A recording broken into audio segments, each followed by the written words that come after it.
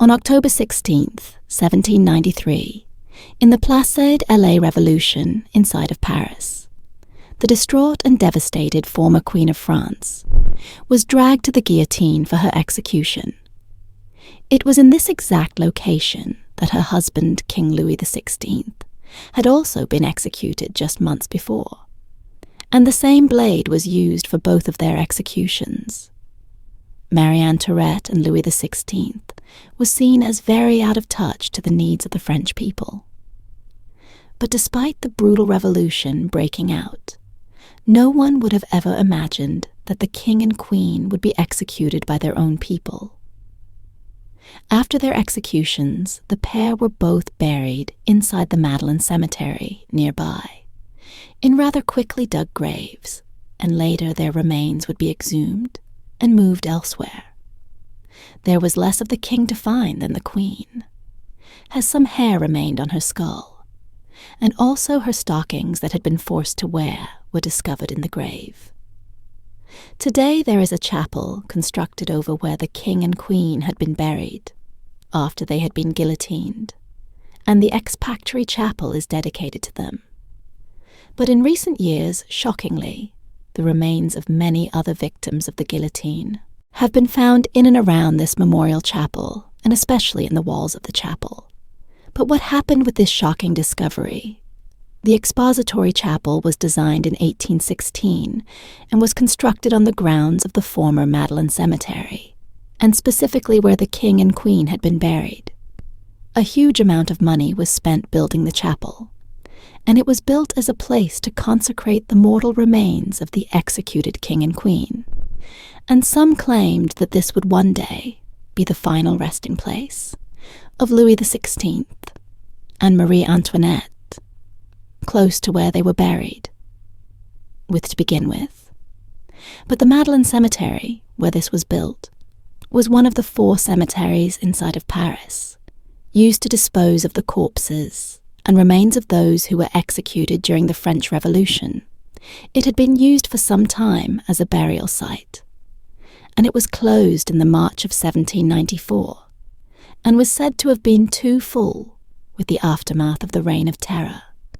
Now, after the executions took place nearby, the remains would be brought to the cemetery, where a team of grave diggers worked quickly to dispose of the dead. Usually inside of the graves, a layer of quicklime was also thrown inside of the grave to help speed up the decomposition of the body, and to erase the remains of those executed from the face of the earth when the king and queen's remains were found. The quicklime worked well for Louis's body, as there was little left of his remains compared to Marie's, and the quicklime had not worked, and had solidified around the coffin, protecting the remains of her. It was here where many other victims of the terror and the revolution were buried. But shockingly, in 2020, a discovery was made inside of the Expiatory Chapel, and the remains of many people were discovered inside of the walls. It was claimed that the chapel's administrator turned historical detective after he noticed curious anomalies in the walls between the columns of the lower chapel, anxious not to damage the building's foundations. The French authorities called an archaeologist who inserted a camera through the stones in the walls. In his report, archaeologist Philippe Chahila confirmed Peneo's hypothesis. The lower chapel contains 4 ossuaries made of wooden boxes, probably stretched out with leather, filled with human bones. He wrote, "There is earth mixed with fragment of bones." What this means was that the chapel had a number of ossuaries inside of the walls, containing wooden boxes, containing the bones of many people, presumably who had been buried there. The Madeleine Cemetery, where this was built onto, had been used for many decades, and it closed, as residents complained about the smell and the stench of the bodies inside of the graveyard. But as the revolution picked up a swift pace, the amount of burials in the Madeleine Cemetery increased, and the burial ground could not cope. It was for those inside of Paris a convenient place to bury those who were executed. At the place did a revolution, as it was only a 10-minute walk, and the remains could be swiftly taken from the guillotine to the burial site where grave diggers worked. It was also surrounded by a wall, meaning that the disposal of the bodies could be done away from the eyes of the public and could be done more privately.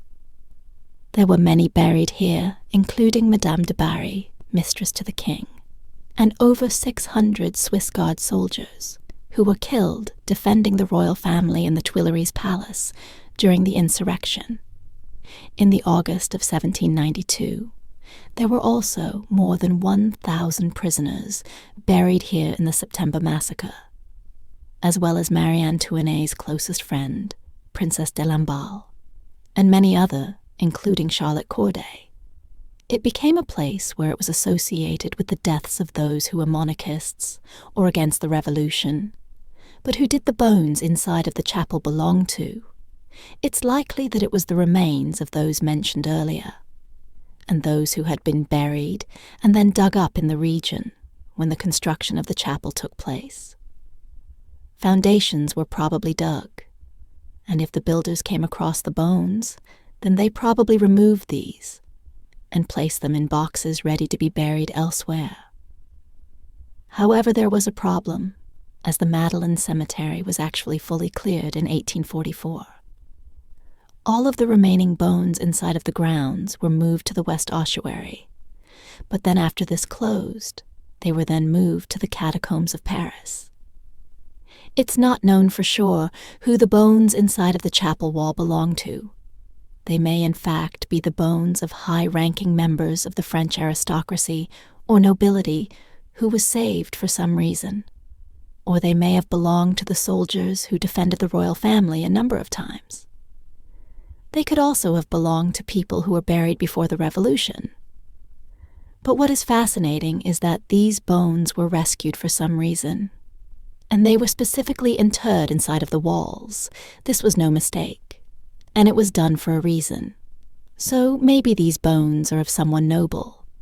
There is simply no way of telling without ordering excavation work inside of the chapel.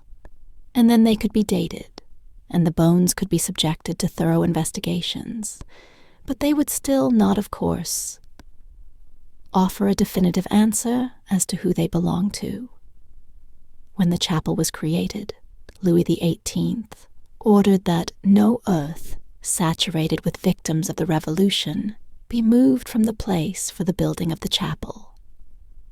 But it's likely that these bones were those who were exhumed during the building place. The remains would have been taken out of the ground to then be buried elsewhere. But these could have been the people who were buried next to or close to the remains of the executed King and Queen of France. Thank you for watching and to support. Please subscribe to Her Remarkable History. Thank you.